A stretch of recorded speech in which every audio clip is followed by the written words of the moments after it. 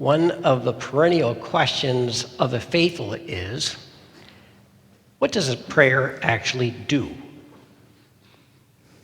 We're told to ask, to seek, to knock, and it will be granted to us.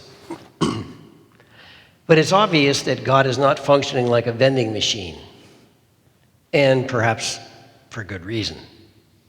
If God did simply answer our desires and our prayers exactly as we would want, there's a few things that would be quite different in the world. First off, there wouldn't be any atheists.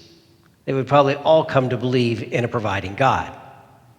There'd also probably be a whole lot less faithful, because faith requires us to move forward with a certain sense of doubt. And if you always get what you always ask for, it may not be rooted in faith.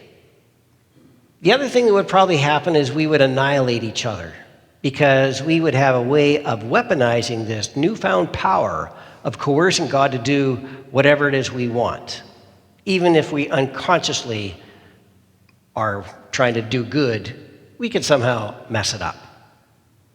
So it leaves us in this predicament where we are called to engage with God, and we don't always see the results. Some faithful do believe and feel that they can sense that their prayers have been answered in some capacity, or feel that they have been changed within themselves. Whereas at other times, the faithful might be trying really hard, looking for a response of some kind, and have to sit and wait in faith, trusting that God is answering, but in ways that we may not perceive ever. And so that's where the faith perhaps lies. To the outsider, it looks like we're sitting around doing a lot of nothing, because we can't show evidence of what we're actually accomplishing.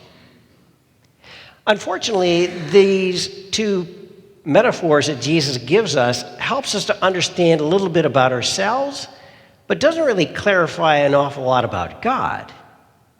In the first metaphor, we could understand why somebody would get up to get their neighbor off their back in the middle of the night if they're asking for something. We understand that.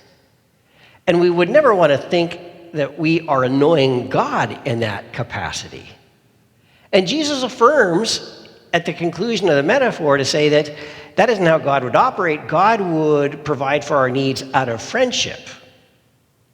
But then he also says perseverance is a necessary component of our prayer.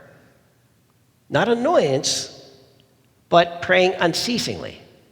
And so we're still left with a bit of unclarity about why do we have to pray unceasingly? If God is answering and we can't see it, how do we know? What's going on? The other analogy that Jesus is using, which is interesting, to say that no parent in their right mind would knowingly, willingly trade out what their child is asking for, something good, with something that's evil. You don't give your kids poison when they're hungry for a snack. Yeah, we get that. That makes sense to us. Nor would we ever expect God to do that. But as faithful people, we still have the question, how come we're asking for things that we think are good and we don't always get the answer? We don't necessarily get evil in response. We don't seem to be getting a lot in response. How do we know that God is listening? And then we also fall back on the realization that God knows our needs better than we do. And so what's the point of asking all the time? Well, the point is, in prayer, we're developing a relationship, even if it's not at a fully conscious level. It is in giving of gifts and receiving of gifts that we do, even in our own human relationships, that a bond is formed.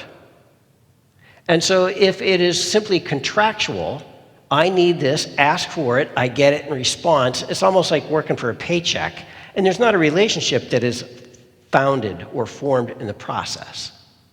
Instead is when we are present to God and present or other people, and there's not a contractual component of it, that a relationship is formed. When someone is suffering dreadfully and you go and you spend time with them, you wish that your prayers for their healing could be heard, that it could be accomplished, but that doesn't eradicate the value of your time spent with that person in that scenario. And so we will spend a lot of time in prayer where we're seemingly not doing much, but at the same time, we're doing what we need to. Prayer is allowing us to encounter God, sometimes at a conscious level, sometimes as unconscious.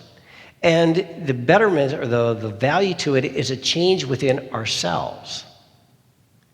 So prayer is actually probably transforming us more than it's changing our outer world. And that allows us to see things differently, and sometimes it even allows us to see God's answers.